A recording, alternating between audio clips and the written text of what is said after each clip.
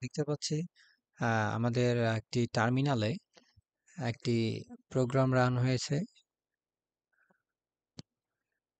Current time, hour, minute, second, প্রত্যেক সেকেন্ডে update হচ্ছে।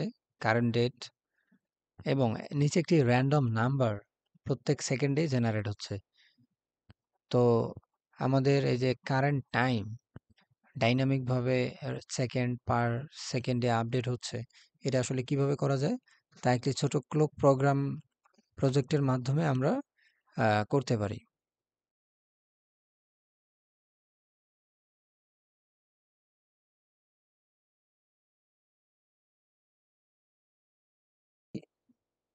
ডাটা সিলেক্ট হওয়ার কথা সেটা হচ্ছে না, কারণ আমরা র্যান্ডম ফিল্ডটাকে লুপের ভেতরে দেই। আচ্ছা, স্টপ। র্যান্ডম ফিল্ড এটাকে কোথায় নিতে হবে? এটাকে নিতে হবে র্যান্ডম। আচ্ছা, ফিল্ড এর ভিতরে নিতে হবে র্যান্ডম।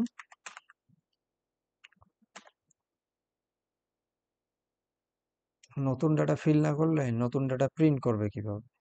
সো র্যান্ডম, আর র্যান্ডম নাম্বারের ফাংশনকে কল করতে হবে random n।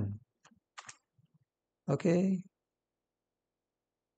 random, random, good, close, done. Okay, so clear the screen,